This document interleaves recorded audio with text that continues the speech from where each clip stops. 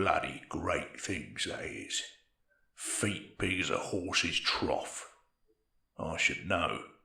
A whole load of 'em stamped over the field yonder not 2 weeks hence. That's half a hundredweight of cabbages I shan't see again in a hurry. Work for the army, so I hear. Pretty thick, of course, but if you point them at the enemy and say go, well, I hear the crows don't get a look in, if you catch my meaning.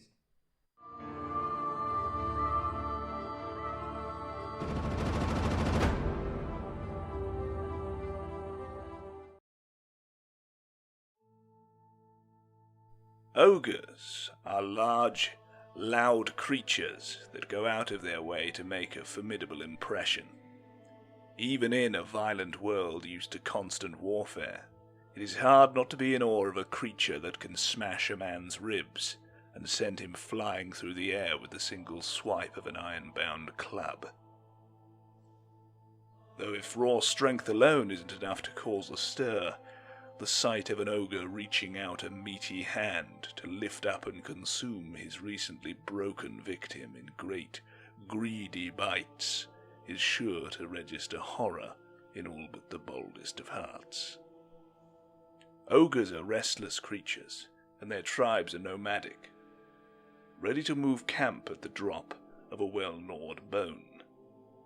Ogres often wander far from their homelands, and when their armies are on the move, they leave behind them a trail of wreckage and little else.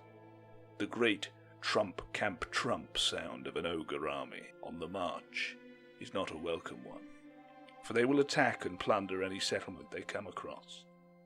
In this manner, armies resupply on the move, consuming any who are foolish enough to stay to defend their homes, and then devouring all of the livestock and anything else that looks vaguely edible.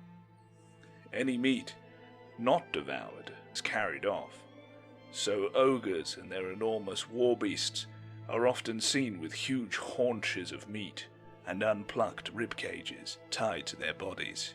And so, as I said earlier, a large ogre with a huge gut, battle scars and trophies and battle paint is clearly a high-status beast, one not to be messed with. If challenged, an ogre will rarely turn down any sort of contest, be it belching, gut bulging, pit fighting, or eating. To turn these down is to lose face, so for an ogre it is better to take part in such contests, ritualized contests, of course, and to lose than to refuse altogether. Make sure you make a note of that. The first thing that one notices about ogres is how big they are. A full-grown ogre stands nearly twice as tall as a man, and several times as wide. Those who deal with ogres find they chiefly exhibit two distinct expressions, that of glum intimidation, and that of a sinister grin, which is far worse. Aside from rancid meat breath that could startle a dwarf sober, ogres have flat, overlapping teeth that are unusually strong, and they can bite through the bark of a sturdy Drakwold oak as easily as if it was the skin of a roast chicken. When an ogre grins, it is little to do with mirth, and everything to do with showing the victim what's going to happen next. Very different social cues, much like a chimp. The gut of the common ogre is of utmost importance to its owner, socially, spiritually, and physically. An ogre with a large gut, a gunt, one could say, is seen as wealthy and strong, for he has obviously eaten well to ensure such impressive girth. The ogre religion revolves around eating, and the gluttonous butchers believe that they can commune with their primitive god through this simple act of consumption. Perhaps this is due to the fact that the ogre's vital organs are situated far lower than a man's. These organs are protected by a thick, interlocking skein of musculature that can grind and crack food with terrific force, allowing the ogre to digest almost anything he cares to toss into his cavernous maw. But the common ogre leaves nothing to chance when it comes to his beloved abdomen, and protects his innards further with a large circular gut plate. This is usually made of metal, beaten into shape or even cast in a mold, and will commonly depict an icon important to the owner's parent tribe. The gut plate is secured around the ogre's waist by a heavy belt that is often used to store the ogre's eating tools. While ogres are undeniably fat, incredibly fat, underneath all of that blubber resides massive slabs of pure muscle. Their thick arms end in great ham-fisted hands that wield large clubs with lethal ease.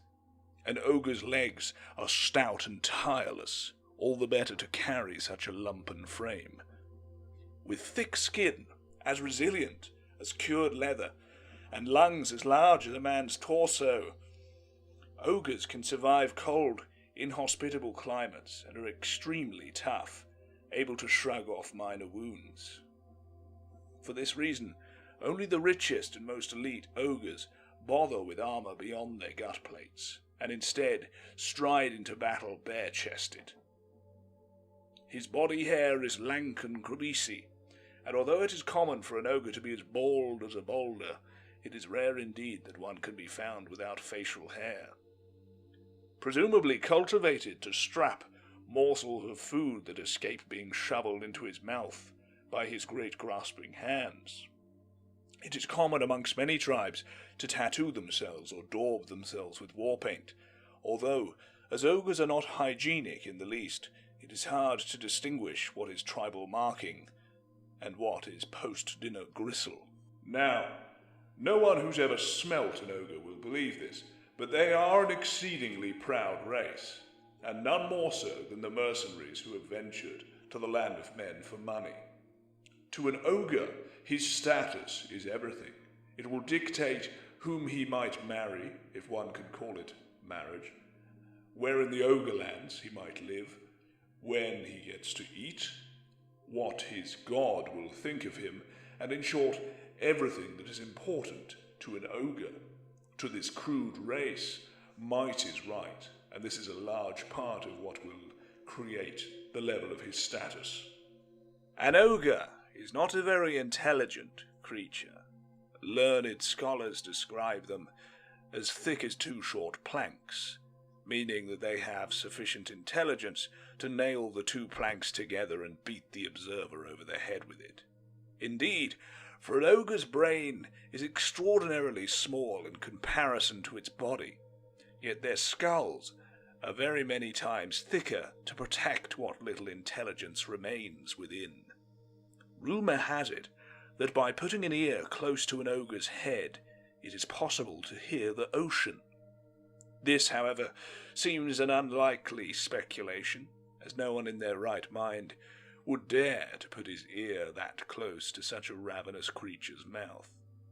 Or, it has to be said, to put his nose so close to a creature as smelly as an ogre. But it is true that most ogres are somewhat dim, and as a race do not invent things or create anything of beauty or lasting worth. Instead of cunning or intrigue, ogres are straightforward, being wholly untroubled by such things as morality or worries over the questions of good or evil. If ogres can get what they want, which is food and wealth, without fighting, they will do so. But if it's more advantageous to annihilate and eat their opposition, then so be it. Ogres are an arguably benign race, going about their business with little or no malice, and although far from bright, they have an uncanny, business-like sense to recognize if their victims are worth more alive than dead. It is a plum situation to have nearby villagers pay a tithe of livestock every cycle of the moon in order to prevent an ogre attack. Over time, such arrangements pay more than if the ogres had descended en masse and eaten the whole lot. And the biggest-brained of the ogres can plan such things out. Yet there is one belief that unites ogres across the world. beaten into them at infancy and carried with them to the grave. Might makes right. A strong creature may take what he likes from a weaker creature, including life and limb. Every aspect of the culture of the Ogre Kingdoms revolves around this central tenet, engraved on the mind of every inhabitant, from the scrawniest nobbler to the mightiest tyrant. Ogres go to great lengths to illustrate their prowess, although an ogre's status can quickly be assessed by his physical size and the dimensions of his gut, or his gunt, as I would prefer to say.